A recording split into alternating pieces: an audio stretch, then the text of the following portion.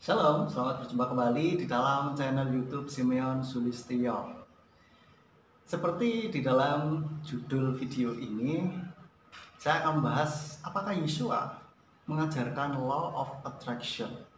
Ya, tapi sebelumnya kita perlu mengetahui dulu, menyamakan persepsi tentang apa itu law of attraction. Ada 3 inti yang saya dapatkan yang saya pelajari dari law of attraction. Yang pertama yaitu kira-kira bunyinya seperti ini. Apa yang pikiran kita fokuskan itu yang akan kita dapatkan. Contohnya, pernah enggak kita berpikir mobil warna putih ya, lalu di jalan kok kita seringkali ketemu dengan mobil warna putih terus gitu ya, sehingga kita berpikir akhirnya banyak orang ya sekarang punya mobil warna putih gitu ya. Nah, itu contohnya. Dan contoh satu lagi, kita pernah nggak berpikir tentang teman kita yang sudah lama nggak kita hubungi, lalu tiba-tiba kita dikontak oleh teman kita itu, atau kita secara tidak sengaja ketemu dengan orang itu. Kita bilang, "Woi, kebetulan sekali, saya baru saja mikirin kamu," atau "kemarin atau 2 hari lalu saya baru mikir kamu, belum sempat kontak gitu, kita ketemu," atau dia yang kontak kita, berarti ya. Nah, ini law of attraction. Apa yang pikiran kita fokuskan itu yang akan kita dapatkan. Gitu. Lalu yang kedua, kalau mau minta sesuatu, mau menarik sesuatu, ya itu harus yakin. Kalau minta harus dengan yakin dan merasakan bahwa yang diinginkan ini sudah kita dapatkan, gitu. Nah, law of attraction katakan ada 3 step ya, yaitu minta, percaya, menerima. Jadi kalau kita mau minta ya, mintalah gitu ya, dengan yakin, percaya ya, dan terimalah akhirnya ya. Seperti kita pesen makanan di sebuah restoran gitu, kita minta ya, lalu percaya bahwa itu akan terjadi, akan kita dapatkan. Kita misalkan ingin nasi goreng ikan asin gitu ya, kita pesen dengan waiternya, "Saya minta nasi goreng ikan asin dengan es jus semangka," misalkan ya sudah, kita sudah minta, lalu kita percaya itu akan datang kan begitu ya. Kita nggak ragu kan, "Waduh, nanti saya dapat jus semangka nggak ya? Duh, nanti nasi goreng saya datang nggak ya?" Kan tidak seperti itu. Percaya, sudah minta, ya sudah, serahkan pada waiternya, lalu akhirnya kita menerima ya. Kira-kira seperti itu. Dan dalam implementasinya, contohnya kita misalkan ingin dapat gaji sekian gitu ya, maka kita harus yakin gitu. Kita minta gaji sekian gitu,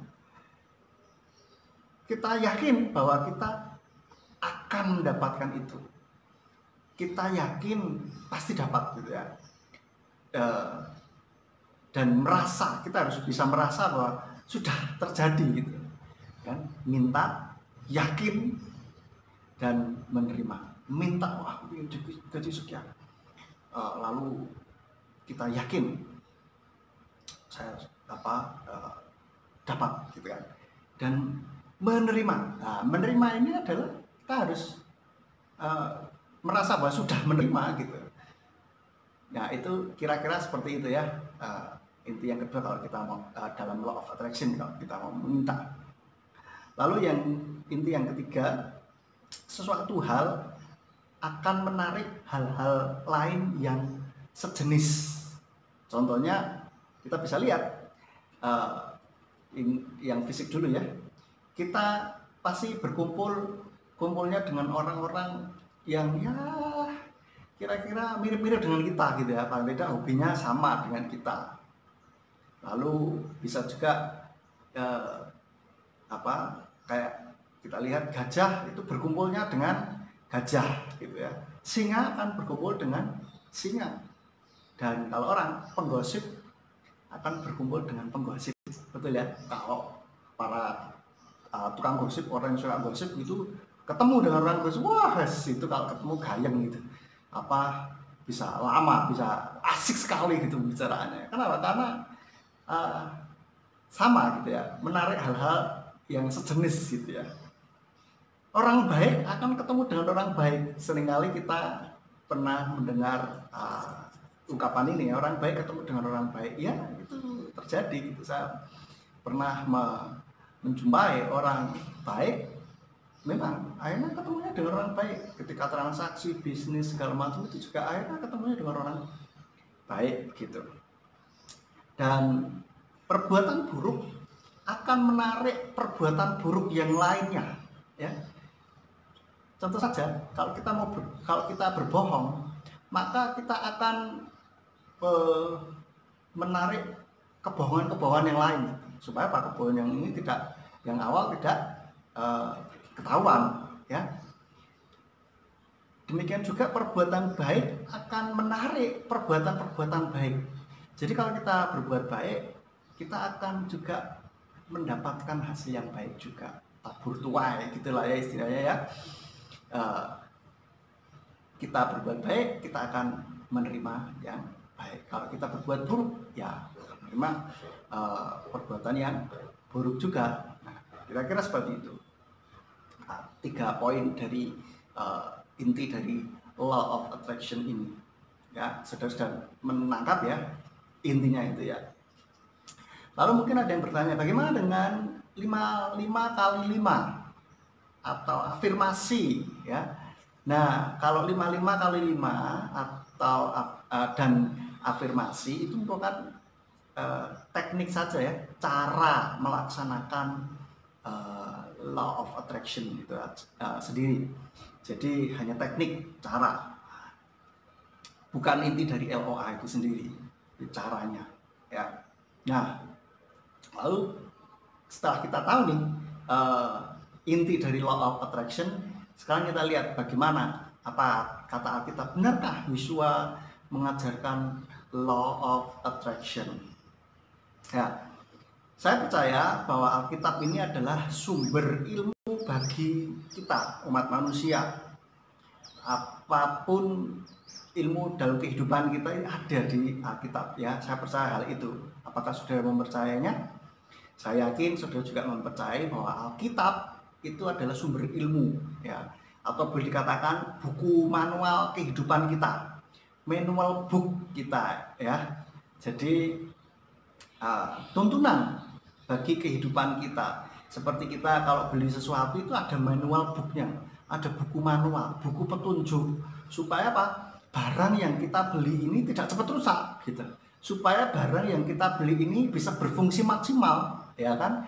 Supaya barang yang kita beli ini misalkan ada kerusakan, bagaimana cara mengatasinya, ya kan? Nah, seperti itu. Alkitab pun saya mempercayainya demikian.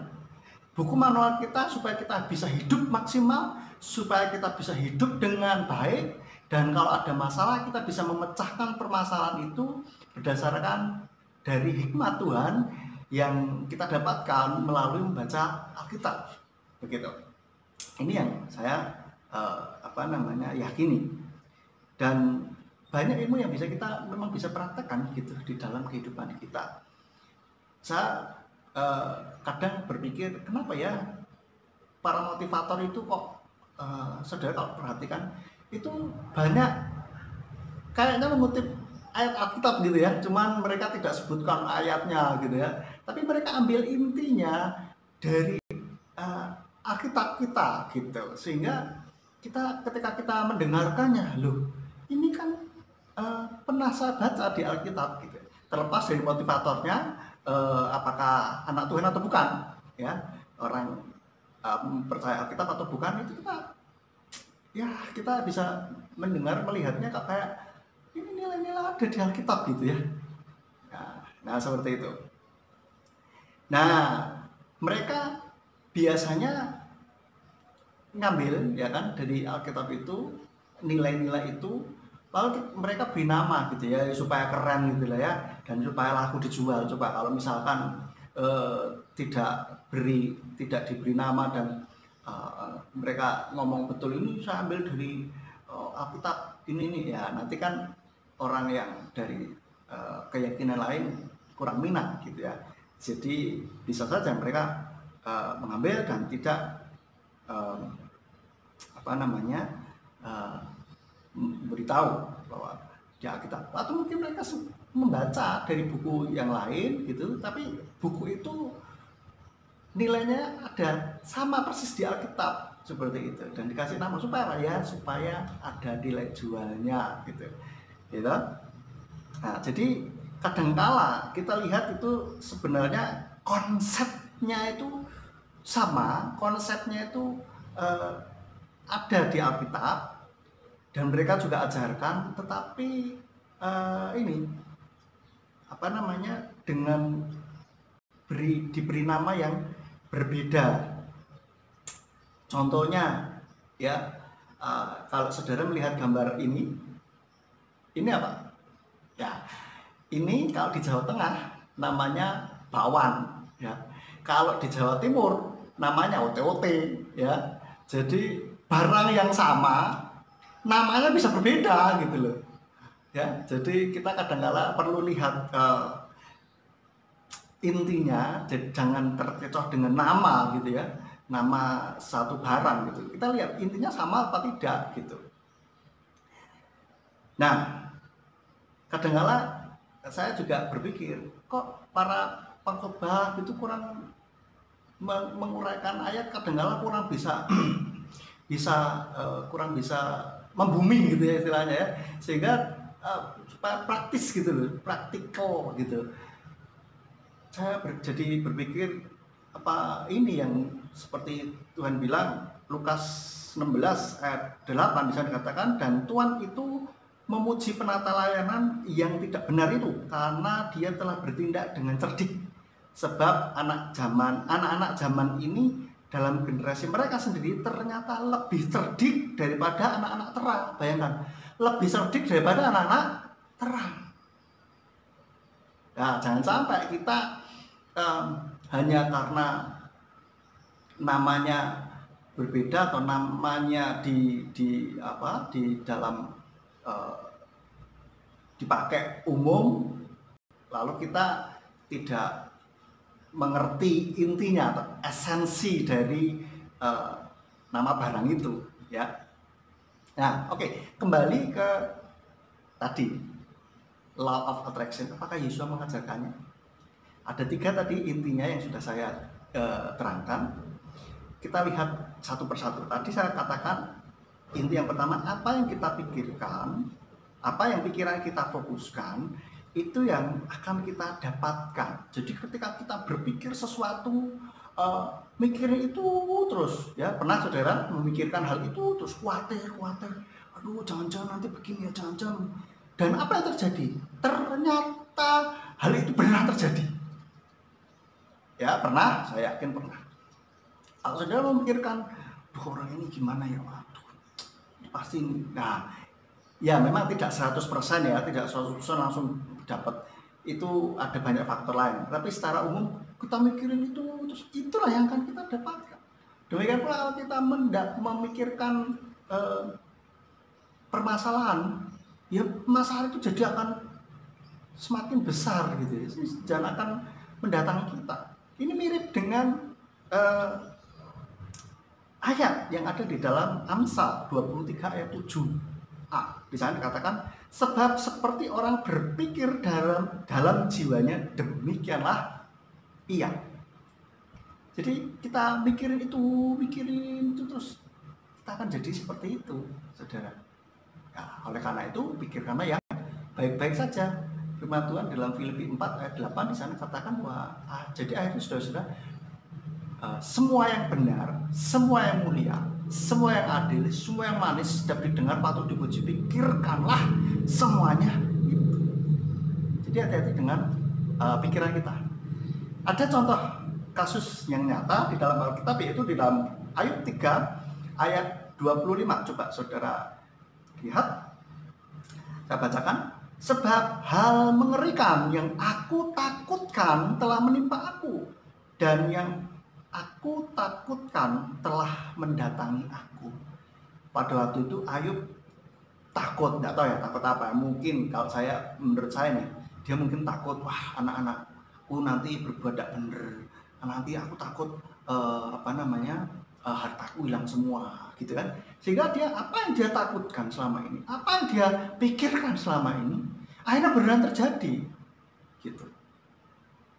Terlepas dari caranya bahwa Tuhan terus memamerkan kesalahan Ayub, lalu si setan datang dan diberi izin oleh Tuhan untuk mengambil harta bendanya, itu lain cerita. Tetapi pikiran Ayub, apa yang ditakutkan Ayub, mendatangi Ayub katakan seperti itu, ya.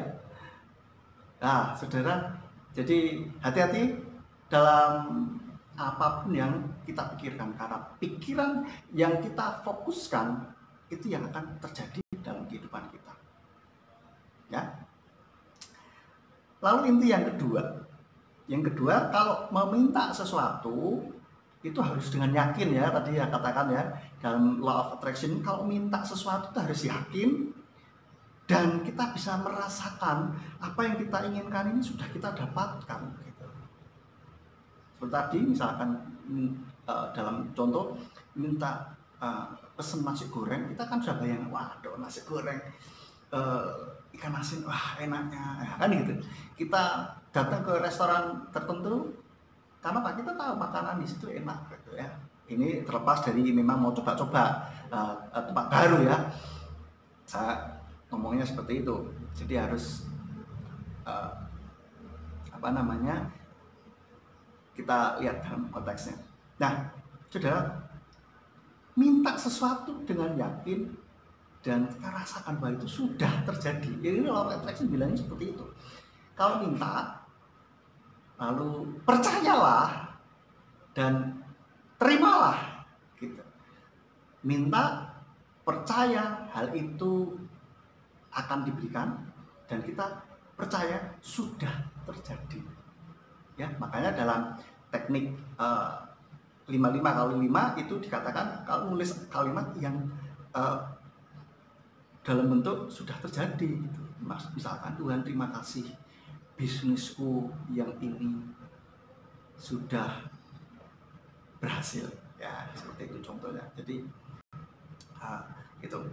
Nah, bukankah ini mirip atau sama, kalau kita lihat, perhatikan intinya, ya, dengan apa yang Tuhan Yesus ajarkan di dalam Markus 11 ayat 24. Di sana dikatakan, oleh sebab itu aku berkata kepadamu, segala apa saja yang kamu minta dengan berdoa, percayalah bahwa kamu menerimanya, maka hal itu akan terjadi kepadamu. Kalau di dalam LAI di sana dikatakan, percaya bahwa kamu telah menerimanya, maka hal itu akan diberikan kepadamu. Pertanyaan saya, ketika orang ini berdoa, meminta, sudah terjadi belum? Pada saat meminta, sudah terjadi di dunianya? Belum. Tetapi dia harus percaya, yakin bahwa itu sudah diberikan kepadanya, maka hal itu akan diberikan. Jadi dalam pikiran itu harus sudah percaya, harus sudah yakin, seolah-olah sudah terjadi, gitu loh.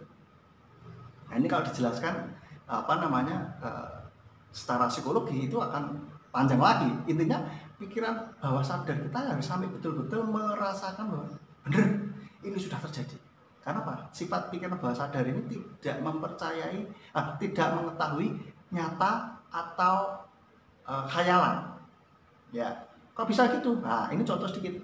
Coba saudara bayangkan, saudara lihat buah jeruk lemon, ya, tahu ya lemon, ya.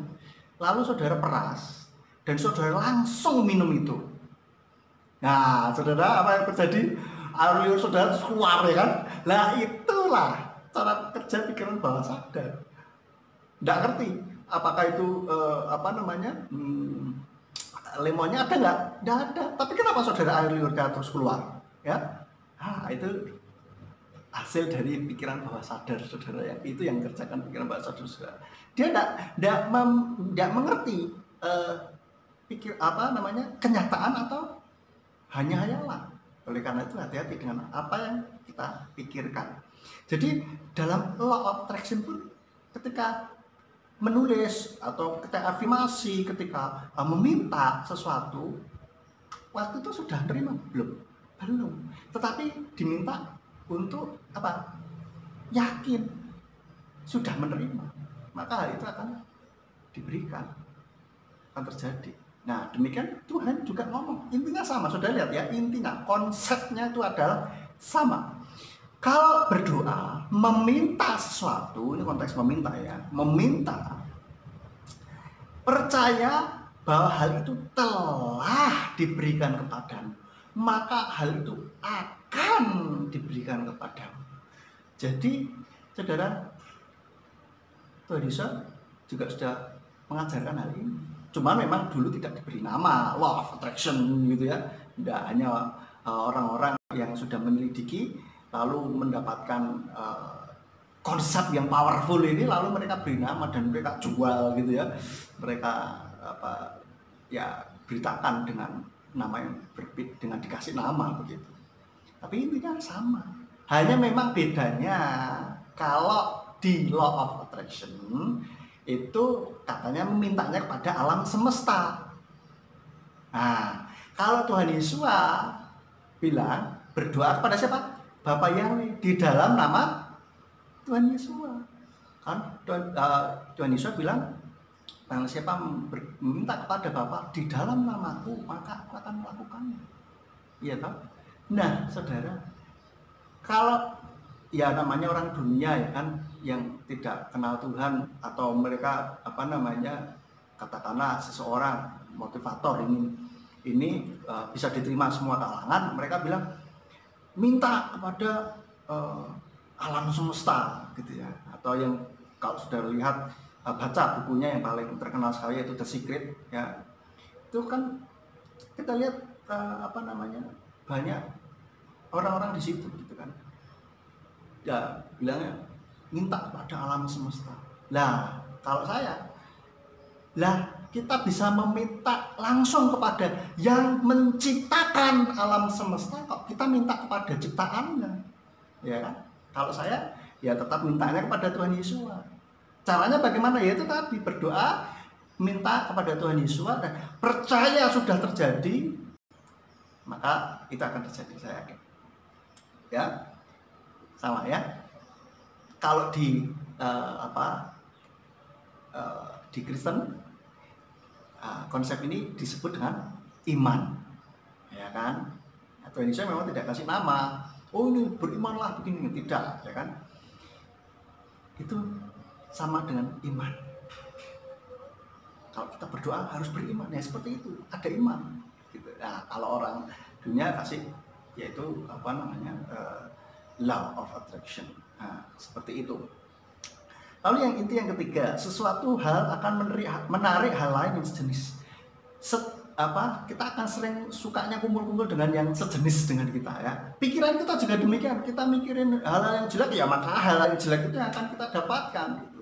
Ketika kita bergumul, ketika kita mengalami permasalahan, kita berdoa, aduh gimana, wah pasti akan begini. Ya itulah yang akan terjadi. Nah, ini apa? Kalau di dalam firman Tuhan, ini intinya adalah tabur tuan. Ya enggak? Di dalam Galatia 6 ayat 7 di sana katakan, janganlah kamu disesatkan. Elohim tidak dapat dialog Allah. Karena apa saja yang seseorang taburkan, itu juga yang akan dia tuai. Hukum tabur tuai. Dalam keyakinan lain disebut karma, ya, atau ada yang menyebut hukum sebab akibat. Jadi kadang-kala namanya berbeda, konsepnya sama gitu loh, ya.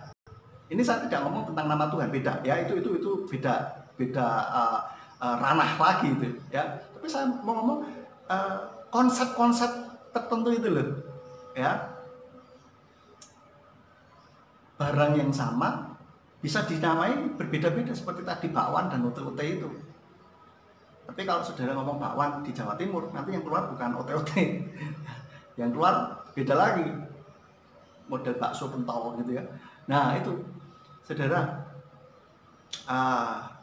jadi kita coba sebagai orang Kristen, ketika ada hal-hal yang mungkin mirip-mirip dengan ajaran kita, namanya berbeda gitu ya, kita perlu waspada juga dan tidak perlu anti juga, ya kan? Perlu pelajari baik-baik. Oh ini intinya sama, hanya bedanya di sini, gitu ya. Kalau law of attraction bedanya itu meminta kepada alam semesta, ya. Tapi kalau kita diajarkan Tuhan Yesus untuk berdoa meminta kepada siapa? Kepada Bapa Yahweh di dalam nama Tuhan Yesus Mesias. Gitu loh ya. Jadi mungkin saudara yang sebelumnya anti dengan law of attraction, apa itu law of attraction gitu kan, wah itu sesat terus-terusnya ya.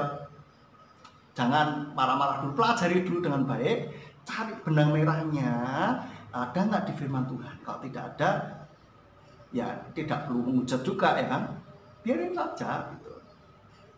Dan kita sekarang tahu ini teknik, ini apa namanya, cara berdoa, cara meminta ini powerful sekali. Tuhan Yesus sendiri loh yang ngajarin loh, bukan manusia loh. Tuhan Yesus sendiri yang ngajarin. Kalau kita berdoa, minta sesuatu, yakin, percaya bahwa itu telah terjadi, maka hal itu akan diberikan kepada. Tentu saja ada bintang kecil di sana, yaitu apa? Syarat dan ketentuan berlaku kalau sesuai dengan kehendak Tuhan. Kalau Tuhan izinkan. Kalau Tuhan nggak izinkan, sudah mau berdoa mau bagaimanapun, Tuhan nggak mau kabulkan, ya nggak akan terjadi, gitu ya. Jadi demikian kita bisa ambil pelajaran dari sini bahwa ketika kita berdoa, yakinlah bahwa hal itu akan terjadi. Hati-hati juga dengan pemikiran kita, pikiran apa yang kita pikirkan tiap hari itu loh, termasuk memikirkan tentang diri kita sendiri. Apakah kita wah orang bodoh, orang gagal, dan seterusnya ya. Hati-hati, harus diubah. Pemikiran yang tidak baik seperti itu harus diubah ya, karena kita diciptakan Tuhan dengan luar biasa. Kita diciptakan Tuhan dengan potensi yang banyak untuk kemuliaan nama Tuhan. Efesus 2 ayat 10 katakan bahwa kita ini buatan Tuhan, diciptakan untuk perbuatan baik. Ia mau supaya kita hidup di dalamnya ya. Baik, demikian biarlah video ini boleh menjadi berkat bagi kita semuanya. Bapak Yahweh di dalam nama Tuhan Yesus Mesias memberkati kita. Shalom.